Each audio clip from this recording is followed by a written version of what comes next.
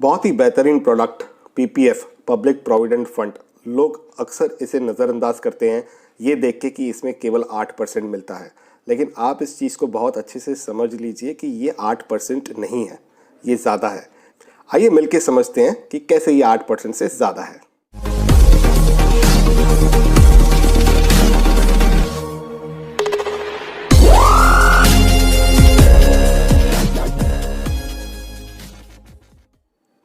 देखिए, पीपीएफ एक ऐसा प्रोडक्ट है जो 1.5 लाख की एटीसी में भी आपको बचत कराता है। तो अब जो 1.5 लाख रुपए पे अगर आप मान लीजिए 20% टैक्स ब्रैकेट में है, तो आप 30,000 रुपये तो वैसे भी बचा रहे हो, तो वो 20% भी आपके लिए एक बोनस हो गया। उसके अलावा आपको ये 8% का इंटरेस्ट दे रहा है, ये हो गया एक बेनिफिट। दूसरा, इसका सबसे अच्छा जो बेनिफिट ये है कि इस पे जो आपको इंटरेस्ट मिलता है, जो ब्याज मिलता है, उस पर भी कोई टैक्स नहीं लगता है, आपकी उस पर कोई टैक्स लायबिलिटी नहीं है। मान लीजिए अगर आपके पास 1 लाख रुपया एक्स्ट्रा पड़ा है और 1 लाख रुपए की आपने करा दी फिक्स डिपॉजिट, जिस पे आपने पाया 8,000 रुपये, और आप हो 20% के टैक्स ब्रैकेट पे, तो उस 8,000 पे 20% टैक्स आपको चुकाना पड़ेगा, जो कि पीपीएफ में नहीं है।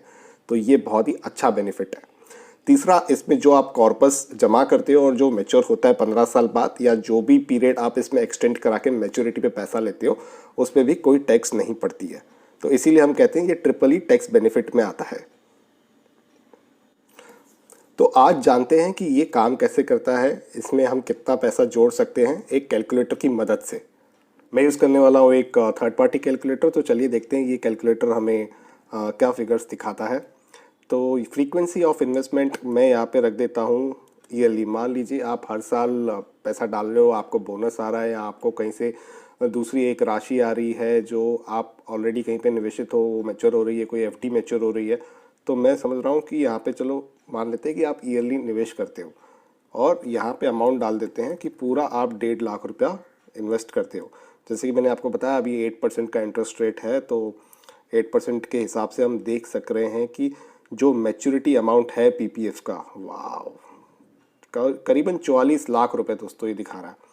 लेकिन इसमें अगर आपको पता है कि आप 5-5 साल के ब्लॉक में इसको एक्सटेंड कर सकते हो, मतलब 15 साल, उसके बाद अगर आपकी एज छोटी है तो आप और काम कर रहे हो, आपको रिटायरमेंट में भी टाइम है, तो 5 साल के लिए और एक्सटेंड कर सकते हो, यानी कि 20 साल। अगर ऐसा सिनेरियो है तो तब क्या होता है?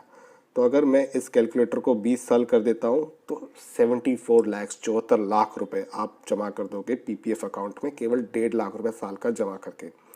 यदि आप बहुत यंग हो, आप ऐसे कैटेगरी में आते हो जिसने अभी अभी नई जॉब की शुरुआत की है और आप अच्छे खासे पैसे बचा सकते हो, तो आपको ये ऑप्शन बिल्कुल नहीं छोड़ना चाहिए। क्योंकि अगर आप 25 साल के पीरियड में आप गए, बस बन गए आपके 1 करोड़ रुपए। आपको और कहीं पे निवेश करने के बारे में फिर सोचना भी नहीं है, और 1.5 लाख ही आपको साल का करना है, यानी कि 12,500 रुपये महीना। तो ये कोई बड़ा अमाउंट नहीं है। आप ज़रूर इस चीज़ पे गौर फरमाइए कि 1 करोड़ रुपए भी पीपीएफ से कमाए जा सकते हैं बचा के अपने पैसे।